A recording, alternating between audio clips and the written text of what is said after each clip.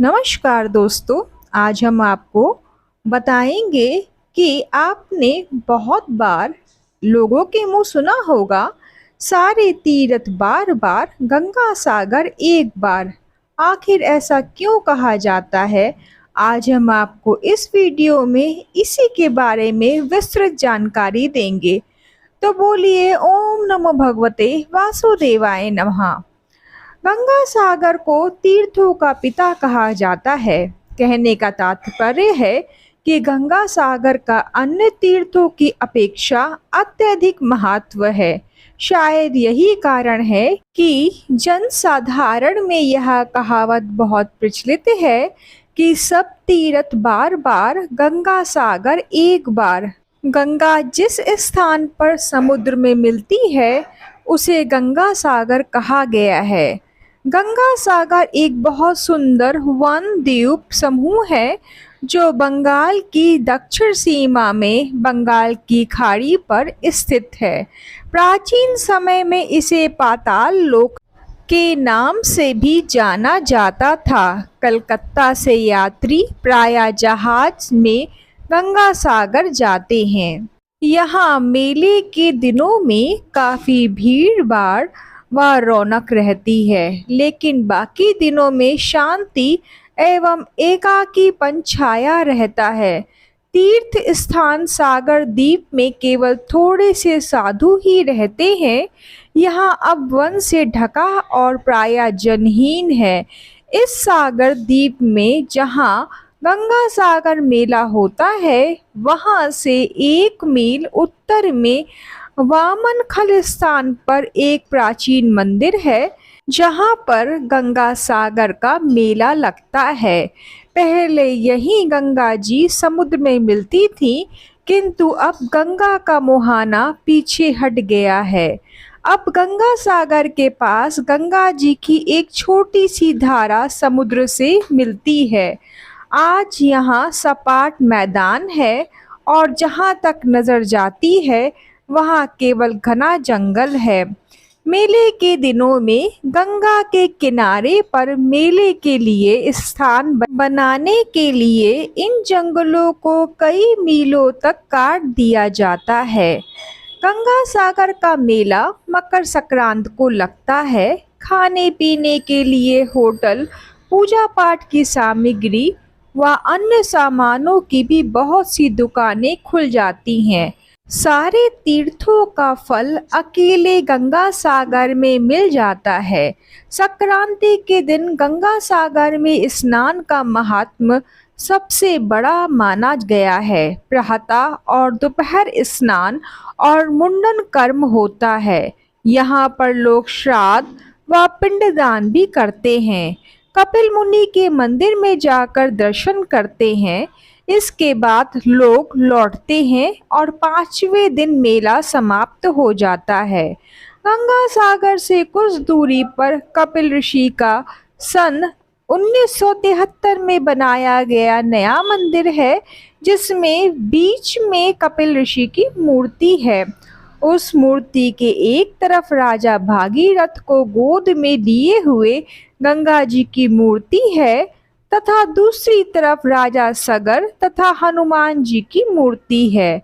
इसके अलावा यहाँ सांख्याय योग के आचार्य कपिलानंद जी का आश्रम, महादेव मंदिर, योगेंद्र मठ, शिव शक्ति महानिर्वाण आश्रम और भारत सेवाश्रम संघ का विशाल मंदिर भी है।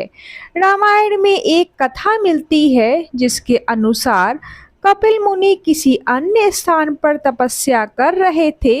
ऐसे ही समय में अयोध्या के सूर्यवंशी राजा सगर एक अश्वमेध यज्ञ का अनुष्ठान करने लगे।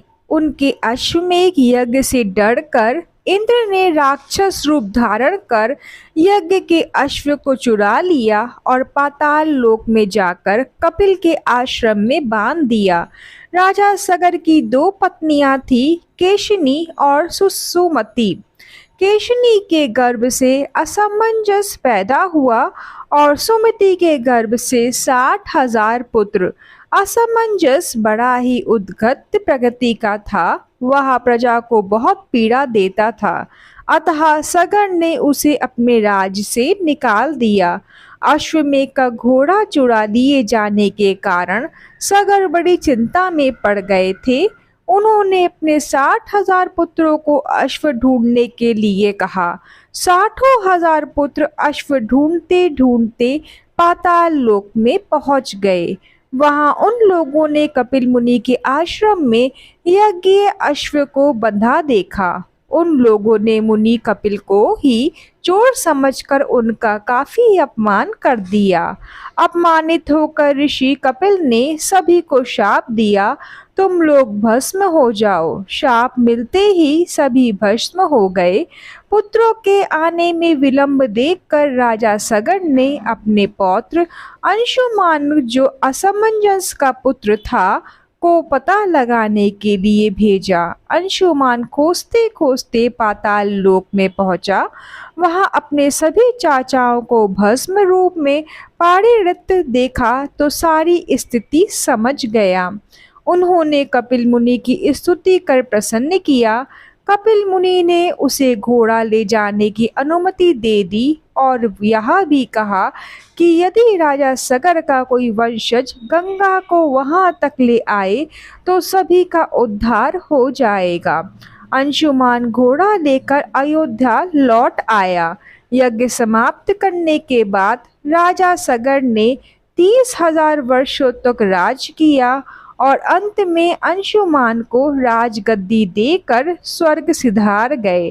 अंशुमान ने गंगा को पृथ्वी पर लाने की बड़ी प्रयत्न किया, लेकिन सफल नहीं हो पाए। अंशुमान के पुत्र दिलीप ने दीर्घ काल तक तपस्या की, लेकिन वह भी सफल नहीं हो पाया। दिलीप के पुत्र भागीरथ ने घोर तपस्या की। गंगा ने आश्वासन दिया कि मैं जरूर पृथ्वी पर आऊंगी, लेकिन जिस समय मैं स्वर्गलोक से पृथ्वी पर आऊंगी उस समय मेरे प्रवाह को रोकने के लिए कोई उपस्थित होना चाहिए। भागीरथ ने इसके लिए भगवान शिव को प्रसन्न किया। भगवान शिव ने गंगा को अपनी जटा में धारण कर लिया। भागीरथ ने उन्हें पुनः प्रसन्न किया तो शिव जी ने गंगा को छोड़ दिया। गंगा शिवजी के मस्तक से 7 शोरतों में भूमि पर उतरी।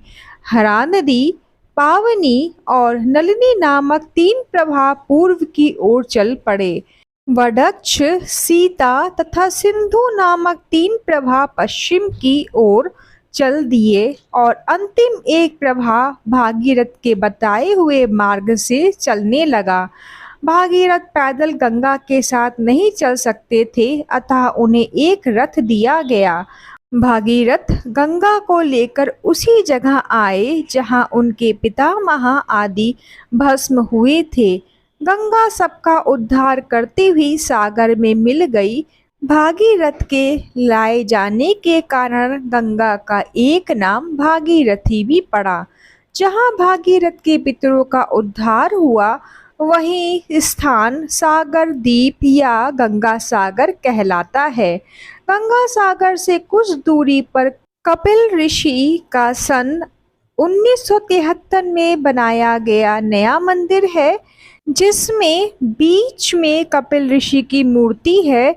उस मूर्ति के एक तरफ राजा भगीरथ को गोद में लिए हुए गंगा जी की मूर्ति है तथा दूसरी तरफ राजा सगर तथा हनुमान जी की मूर्ति है।